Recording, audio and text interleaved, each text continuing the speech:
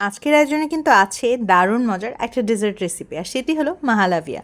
এই রেসিপিটি কিন্তু আসলে মুহাল্লেবি বা মালাবি নামেও পরিচিত, একটি ক্রিমি দুধের পুডিং যার উৎপত্তি কিন্তু মেইনলি পারস্যে। আসলে ধারণা করা হয় সপ্তম শতাব্দীতে আরব রাজ পরিবারের সাথেই পরিচিত হয়েছিল এই রেসিপিটি। মূলত তাদের রাঁধুনির নাম ছিল পারস্য, যার নামকরণ অনুযায়ী এই মজাদার রেসিপিটির নামকরণ হয়েছিল।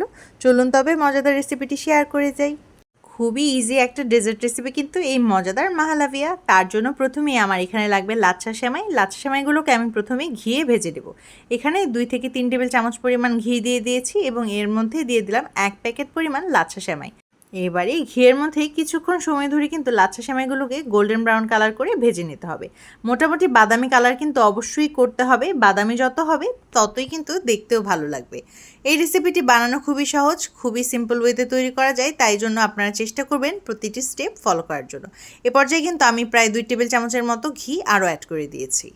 চুলার আঁচটা কিন্তু একেবারে বাড়িয়ে দিবেন না, মিডিয়াম টু লো ফ্লেমে রাখতে হবে, নয়তো দেখা যাবে খুব জলদি পুড়ে যেতে পারে। তাই জন্য একটুখানি সাবধানতা অবলম্বন করতে হবে। যখন দেখবেন ভালোভাবে একবারে গোল্ডেন হয়ে এসেছে, সেই পর্যায়ে বুঝতে হবে আপনার ভাজা একেবারে কমপ্লিট। আমার কিন্তু ভাজা হয়ে এসেছে।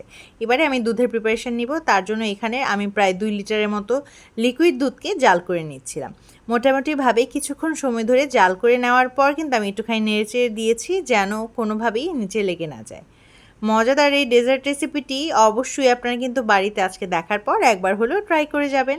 এই পর্যায়ে কিন্তু আমি এখানে দিয়ে দিচ্ছি কনডেন্স মিল্ক। এখানে আমি প্রায় half can condensed milk use করছি। আপনারা আপনাদের মিষ্টির প্রেফারেন্স অনুযায়ী কমে কিংবা বাড়িয়ে দিতে পারেন। ভালোভাবে নেড়েচেড়ে কিন্তু আমি কনডেন্স মিল্কটাকে লিকুইড দুধের সঙ্গে মিশিয়ে নিচ্ছিলাম।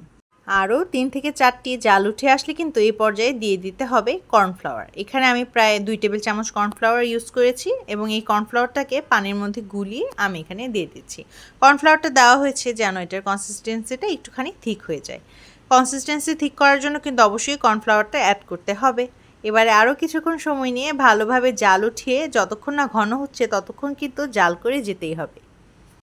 যখন দেখবেন একদম ঘন হয়ে আসছে মোটামুটি, তখন কিন্তু চুলাটা বন্ধ করে রেখে দিতে হবে এবং কিছুক্ষণের জন্য ঠান্ডা করে নিতে হবে। ঠান্ডা করলেই দেখবেন আরও ঘন হয়ে যাবে এবং একদম পারফেক্ট হয়ে যাবে। যখন দেখবেন ঘন হয়ে এসেছে তখন কিন্তু একটা বাটিতে উঠিয়ে নেবেন, যে বাটিটাতে আপনারা মেইনলি সার্ভ করবেন। এই যে দেখতে পাচ্ছেন কতটা থিক হয়েছে। এবারে এর উপরে আমি যে ভেজে রেখেছিলাম সেমাইটা, সেই সেমাইটাকে দিয়ে দেব। ব্যাস, মাত্র অল্প কটি উপকরণ দিয়ে তৈরি হয়ে গেল দারুণ মজার মাহালাভিয়া। এই মজাদার ডেজার্ট রেসিপিটি সত্যি কথা বলতে একবার ট্রাই না করলেই মিস হয়ে যাবে। এবারে কিন্তু আমি উপরের লেয়ারটা পুরোটা দিয়ে দিচ্ছি সেমাই দিয়ে। মজাদার এই সেমাইয়ের জন্য কিন্তু আপনারা অবশ্যই ভেজে নেবেন এবং ভেজে নেওয়ার পর এভাবে সার্ভ করবেন, তাহলেই খেতে বেশি মজা লাগে। সেমাই এবং দুধের যে একটা ক্রিমি টেক্সচার, সব কিছু মিলে এই খাবারটা হয়ে যায় একদম ফাটাফাটি। এটা কিন্তু ফ্রিজ করে খেলে বেশি মজা হয়, তাই আপনারা চেষ্টা করবেন বানানোর পর কিছুক্ষণ ফ্রিজে রাখার জন্য। আবার চাইলে সাথে সাথেও খেতে পারেন, কোনো সমস্যা নেই। আমি একদম সিম্পল রাখার চেষ্টা করেছি, তাই এটার মধ্যে আমি তেমন আহামরি কোনো ডেকোরেশন করব না। জাস্ট মাঝখানে কয়েকটা কাঠবাদাম একটুখানি কুচি করে কেটে দিয়ে দিয়েছি। ব্যাস, তৈরি হয়ে গেল আজকের মজাদার মাহালাভিয়া রেসিপি। উপরে আমি কয়েকটা পেস্তা বাদামও দিয়ে দিয়েছি। আপনারা আপনাদের পছন্দ অনুযায়ী যেভাবে খুশি সেভাবেই বানিয়ে নিতে পারেন। মজাদার এই খাবারটি খেতে এত মজা আর দেখতেও এত সুন্দর যে যে কেউই পছন্দ করবে। রেসিপিটি কেমন লাগলো অবশ্যই জানিয়ে যাবেন। সবাই ভালো থাকবেন, সুস্থ থাকবেন। অনেক অনেক ধন্যবাদ।